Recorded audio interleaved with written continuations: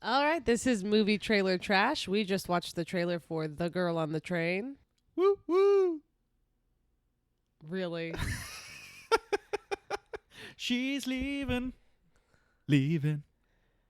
on that midnight train to Georgia, leaving on that midnight train to Georgia.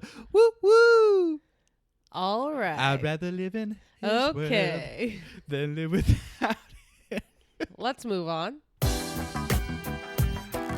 That's right, baby. It's time for Movie Trailer Trash. Enjoy.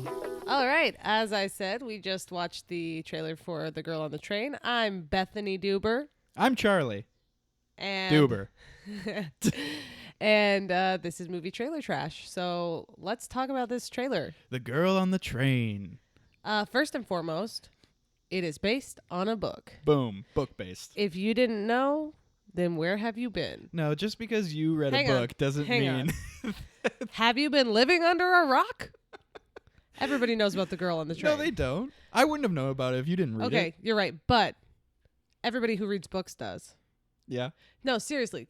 Think about this. Which is a small minority of our country. I agree. Here's the thing. I wouldn't have known about this at all if I hadn't recently got into books. There's this new thing, gang. When I first graduated, I'm going to go on a little tangent. Okay, that's fine. When I first graduated from college and was looking for my first full-time job, I was like, I have all this free time. I should do something. I'm going to try reading again. Haven't done that since 8th grade for entertainment. And I read Gone Girl because it was on the little shelf of like the top seller books, and the cover drew me in, and it was amazing. I was amazed. And then they decided to make a movie out of it. I was like, wow, this is a big deal. And everybody who read books, like was into reading books, knew about Gone Girl because it was on that special table at the library and The at the bestseller. bookseller, at the Yes. book place, and all those things. Oh, the book place. Yeah, the bookstore. Come on down to the book place. Anyway, it was great and it was wonderful. And then I heard about Girl on the Train, and everybody was talking about this. And this was last year, I think. And I'm like, you know what? I'm going to get it. I listened to the audiobook, which I highly recommend because it has 3 voice actors playing the 3 main women, and it's fantastic. But the thing about this is everybody compared it to Gone Girl. Everybody did. I even looked up recently because I was trying to find a book to listen to because I mostly listen to my books. And I was like, what's a good book for people who like Gone Girl? And that was the top of the list on all of the lists. Yeah. And so here's the thing. Back from the tangent, bringing it full circle. This is like Gone Girl in the way that it is an edge of your seat kind of story. In the way that it's a good, creepy, dark it's story. a mystery. Yeah, mystery. It's a great mystery. It looks intense. That's what I was going to say. So in Like- a way, Like, kind of makes me not want to see it, but also I know it's going to be good, Yeah. just like Gone Girl. yeah. So Gone Girl, the thing that's so different, in my opinion, from Gone Girl and Girl on the Train, is that Girl on the Train is way more intense. Because Gone Girl, at least in the book, and I can't remember the movie as well as I probably should, but for a large majority of the time, I'm going to give a spoiler right now. Oh, Gone Girl spoiler. I felt like that's a good enough story that if you haven't seen it yet, plug your ears. And we're for a giving you couple plenty seconds. of time to turn this off, yeah. Sorry. But okay, Gone Girl spoiler. For a large majority of the movie, you don't know that if she's okay and alive or not. Right, yeah, for like half of it. So you don't realize Maybe that not the there's movie, but you were saying that the book, like book. halfway through the book, you find out literally she's alive. more than halfway through the book. It's like, oh, guess what? I'm alive. And Yeah. you're like, what? Oh, and I'm evil. What? So here's all the spoilers. But this one is a mystery, but the mystery isn't like the big mystery in this is that we didn't really know what happened to her. All we knew was the stuff in her diary leading up to what happened to her in Gone Girl. In this one, nobody knows what happened to a specific person. But really the mystery isn't about that specific person. The mystery is about Emily Blunt's character. Yeah, it who seems doesn't that remember she's going anything. crazy a Well, little bit, like trauma-induced craze. and that's not really what it is. Well, don't tell me that. But I won't. Hang on. I don't think it's a spoiler No? because it's early on. Emily Blunt's character, at least in the book, and I do think the movie will be different than the book. And apparently, whenever she dies, she relives that same day over and over. No, again. you're getting distracted. Oh, okay. That was a good movie though, Edge of Tomorrow. All right, I am just all about promoting the good stories right now. But no, Emily Blunt's character in the book is a woman who has basically become an alcoholic, and to the point where every single day she lost her job because she drank too much. It was becoming such a big problem, and she rides the train every day because she doesn't want to tell her roommate that she lost her job. So she rides the train to work back every and day. forth all the time. And she just looks out the window and fantasizes about this girl's life. And then the girl goes missing. Dun, dun, dun. Oh, okay, that's cool. See, like that, I would have No, never even but you know what, close though? to know But like that I said, like it's from that trailer. none of that stuff, all of that stuff is very unimportant. I'm no, not giving I feel you like any it spoilers. is really important. Well, for the someone trailer? to go see that movie, and I agree, because seeing that movie, it looks so scary. I could see a lot of people being like, I can't handle that. But really, it's more of a mystery than it is like a scary thriller. so It is maybe, a thriller, though. So she is maybe getting her fantasies and her actual perception of who this person is confused in her head. And I'm gonna stop. Yeah, right I'm not there. going to say anything. And let's actually go into the actual people let's making talk it. more about it. So like the director, the director's name is Tate Taylor, and he directed The Help. I've not seen that movie, but that is another great book. And he also directed Get On Up, which is a James Brown biopic, which I've heard is pretty good. It didn't get very good like box office numbers or anything, mostly because I don't think people are seeing those kinds of movies really anymore. Yeah. Like the musician biography drama I type think that's thing. just because once you've seen Ray, you know that nothing will ever compare. Ray is very good. Gosh dang it, I am in a promoting mood right now. And the person who, well, obviously the girl who wrote the book wrote the story, you know. Yes. I think that she has a credit on there for something. But maybe not the screenplay. The adaptation / screenplay was written by this woman who has only written a few movies, but the one that I recognized was Secretary, which is that really creepy movie with James Spader and Maggie Gyllenhaal, where it's like the original 50 Shades of Grey, but only it's good. Yeah, from what we've heard. From what I've heard, I've never seen it yet. I don't really have a desire to see it. No, not my Although thing. I do love James Spader, one of my favorite actors. Yes, and I like him, but I don't enjoy Maggie Gyllenhaal. Yeah. That's my first non-promotion, anti-promotion of the thing. Anti-promotion but of the I do thing. think she's a good. I do think she's a good actress, but she just makes me uncomfortable. She irks you. That's so if fine. I was gonna watch a movie where she's supposed to make you uncomfortable, then I'd probably be extra uncomfortable. Yeah, well, maybe that's what it's trying to do for you. But yeah, so everyone, I mean, so like the writer seems perfect, you know, to write this creepy sexual thing that's going on. There's a lot of sex happening in the trailer. There is a lot of I don't sex. know if that it is as important as the trailer makes it seem. Yeah, okay. I think so. And so I think that's a really good call, especially because she hasn't done a lot of stuff, and so you know her style might be a little unique and different. The Help, though, the guy who directed The Help, I know it's a good movie and it's a good book and everything. It won awards. Emma Stone was good in it. It launched that woman's career. The girl who was The Help, I don't remember her name. I don't know her name either. Have you seen that movie or read the book? No. Okay. I need to see that movie. I say we put that on our list of next things to watch. Okay. But I read the book, listened to the book actually, and I was gonna say I think that's perfect. That the person who's directing this directed that. I feel like that movie had a very Forrest Gumpy feel about it. You know, kind of shiny and No. No? First of all, no. And that's actually what's surprising. And I don't know how the movie is, but that book has a surprising turn where you're like, oh my gosh, all of a sudden things got real. Okay. Like there's a lot of drama and racial tensions and drama, and it's all about, you know, how they didn't treat the help well, and like you know, they did all other the people. whole but- trailer is showing Emma Stone's folksy accent Yeah. instead of No, the actual like- story. And I don't know how the movie is, but in that story, there are some really intense things that happen in that story that you would not have expected. But the thing is, in that audiobook, which was the first audiobook I ever heard, there were 3 actresses, voice actresses, playing the 3 main characters. And same thing in this Girl on the Train audiobook. Oh, yeah. So I think that's really interesting because actually in both of those books, the 3 separate characters, you can't really say one is the main character. They're all the main character. Like all of them play equal parts in the story. So I think in that way, it's really interesting. A lot of characters. A lot of characters who seem to have the same amount of screen time. Yeah, and so that's what I was going to say also. Blunt, this is a huge undertaking. When I heard they were going to make Gone Girl, I was like, oh, I could see them doing that. There's basically 2 characters, and they basically swap back and forth on who's going to be the main person for the moment. This one, I'm like, oh my God, that's going to be hard to do. Well, that's what I felt about this one is going to be hard. Room.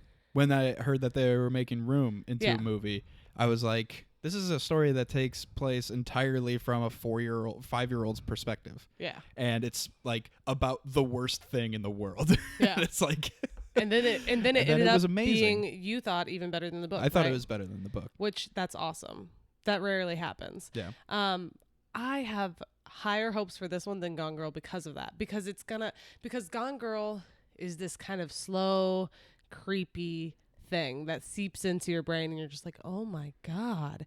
And then this one is more like on the edge of like, it is a thriller. Like, I'm trying to think of the last movie I saw that really made me like, 10 Cloverfield Lane. Yeah. That's the last movie I saw more like recently where there was parts of it where I literally wanted to, like, I think I curled up into a ball, like standing on my feet in the chair in the theater because I felt like I had to get away from all the bad things that were happening. Uh-huh. Like, I get really, really easily startled during intense action, scary things that are happening. That's going to happen. I mean, even in the trailer, I feel a little squeamish. Yeah, there were parts where I was like, Yeah. Like when he grabs the girl's hair. Yeah. Oh, God. That was intense. And here's the thing. I remember everybody going on and on about how Ben Affleck had to throw the girl across the room or whatever. Or, like, hit her. And they were like, was that weird? And he was like, I don't know. I'm like, I don't know why they asked him if that was weird. It's acting. I don't know. It was a movie where I was told to do this. People were kind of thought it was a big deal. Like, oh, he played basically a man in a domestically violent relationship. Which, one thing, they don't really portray that a lot in movies. Domestic violence, unless it's like a terrible, terrible, sad drama. I think that you probably just don't watch those movies very often. Maybe. But I think that I don't know. It's interesting to see, like... They do a lot of rape in movies, that's for sure. Yeah. But I'm talking about just the domestic violence of, like, a relationship where someone just takes it too far. I don't know. I think that violence and sex are themes throughout. Okay. Probably both of those books, but especially this book. You said you thought sex was going to be important. It looks based on the trailer. I would say that this has to be rated R, right? Yeah.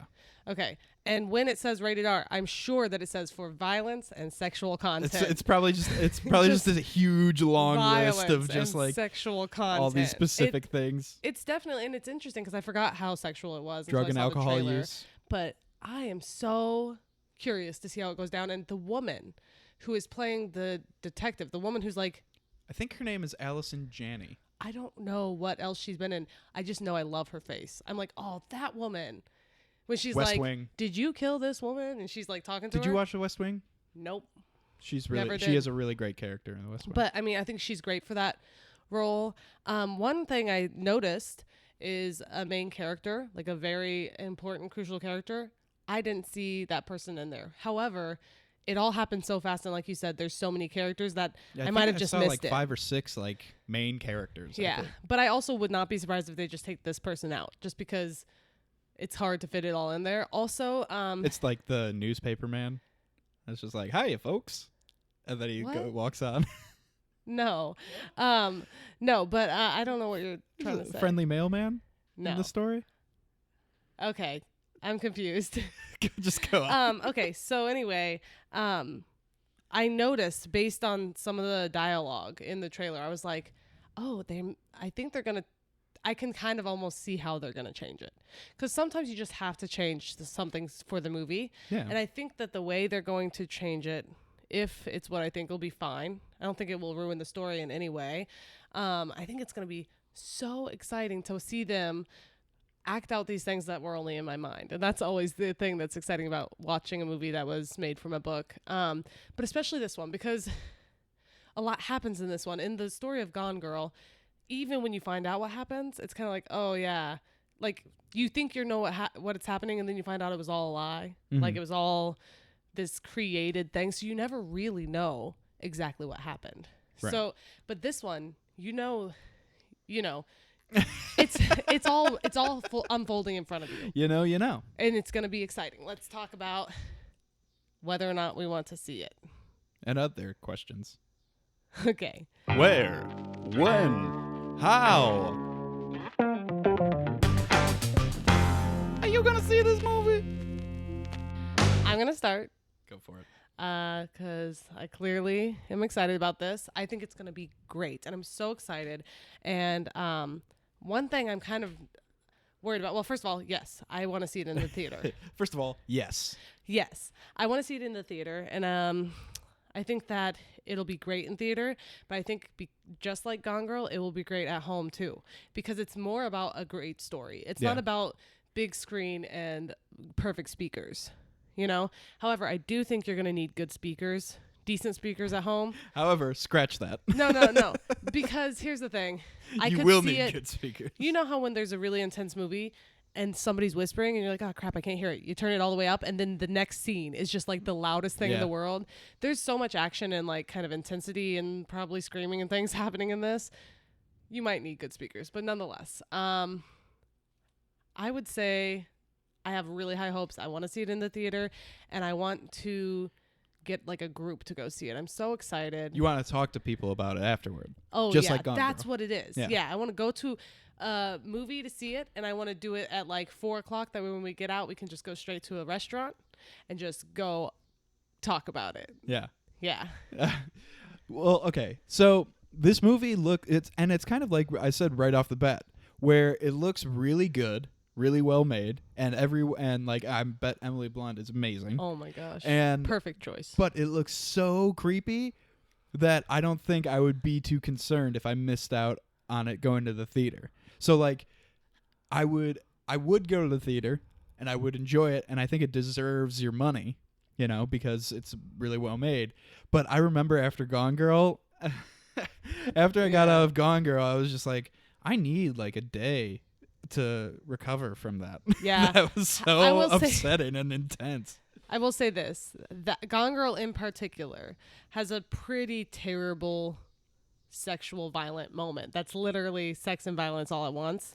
And I'm going to do no spoiler on that one, but I know, I think I read somewhere somebody said this and I totally agreed that like after every married couple saw Gone Girl, there was at least a couple of nights where they felt kind of nervous to be sleeping next to each other. Like, the person sleeping next to me could just be a terrible person. Uh-huh. And that's the thing. It's not even about that one sexual violent moment. It's about the idea that he did not know that woman. Yeah. She was not, they weren't in a happy relationship, but even before that, even before their relationship went downhill, she was a crazy manipulative evil person. He had no idea. And so there's at least a couple of days where you're just like, oh my god, how would I know? I would never know until something terrible happens. Yeah.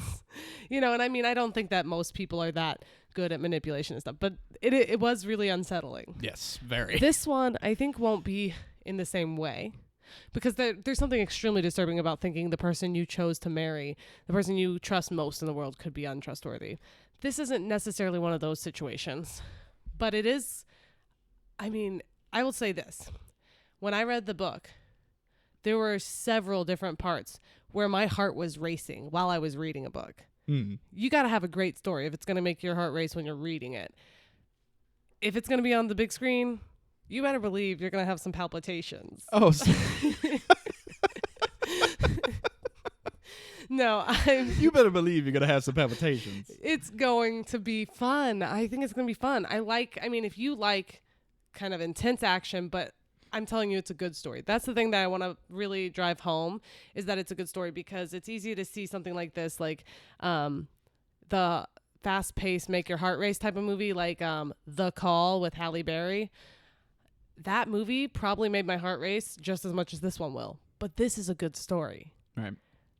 And that's all I'll say about that. All right. Well, then let's go on to the Rotten Tomatoes scores, what we think those are going to be. Rotten Tomatoes percentages! All right.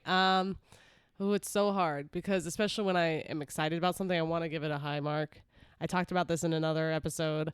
I want to just be like 98%.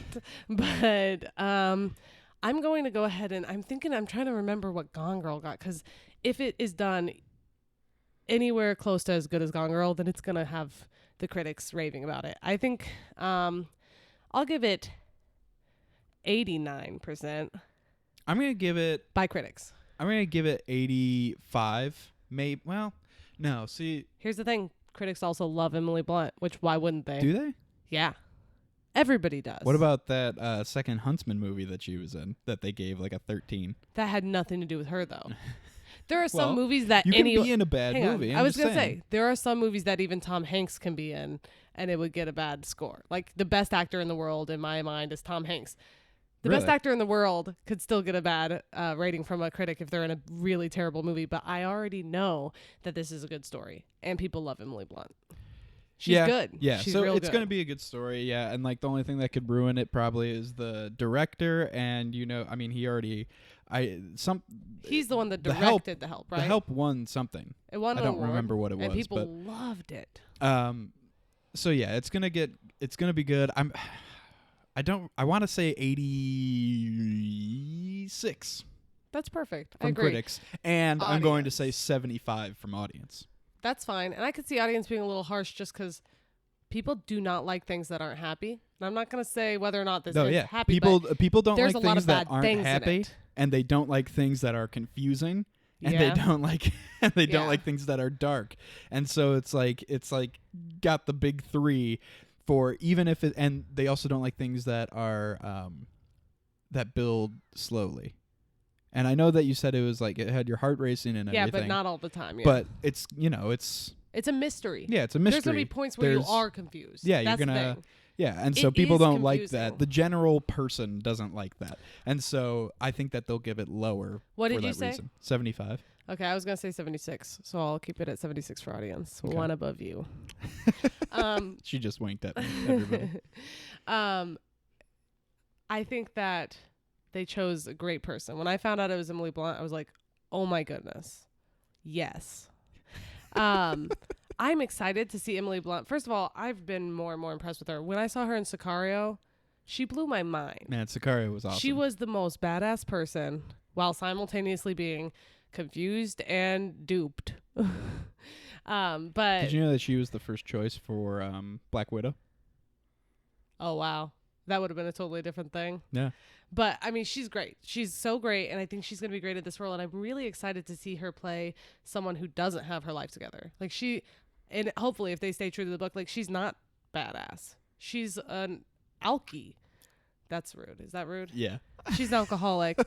She has a problem, is the point. And I don't know. I'm sorry. I realized as I said it that it was probably rude. She's an alkie. Get out of here, no, alkie. No, I'm just saying, like, the character is not a badass. The character's life is falling apart, and I think it'll be so fun to watch her fall apart. And here's the thing, I kind of want to tell people, like, go get the audiobook, listen to it, it's amazing. But then I kind of want to be like, wait to see the movie, because that's one thing I'm definitely going to wait. Definitely. And it doesn't come out until early October, so it's going to be a while, but I'm going to wait. Yeah, well, here's the thing, because when I did see Gone Girl, I remember the whole time thinking, man, this would have been better if I didn't know what was coming. Because, however, if I would have watched the movie before the book would have been terrible. Whereas in this one, I think you could watch the movie and go back and read the book and get a little extra and enjoy it. Like Harry Potter. But really, because... Actually, yeah. How many times have I compared something to Harry Potter? Well, yeah, but like I watched Harry Potter, I went back, I listened to the book, and I still enjoyed the book.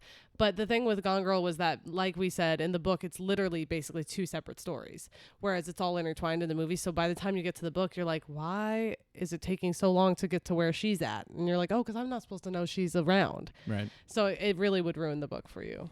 But if you've listened to this podcast I've already it's already ruined. The book yeah. for you. Too bad. Anyway, I'm really excited. I hope it's as wonderful as I hope. All right. Well, there you go. There you go. That is another episode of Movie Trailer Trash. Oh, do we want to do plugs? I guess I'll just run them off real quick. You can go to our website, mttpodcast.com. You can follow us on Twitter at mttpodcast. Make sure you visit Entertainment Buffet, their channel on YouTube. Subscribe, comment, rate, whatever. Also, listen to their podcast, the Entertainment Buffet Podcast. A lot of good stuff on there about movies, about comedy, about all sorts of entertainment that is for the listening person's ears. Oh, wow, you really lost it toward the end there. But yeah, I was going too fast. Everything that he said, I agree with, and we look forward to chatting with y'all next time. So long, folks. Bye.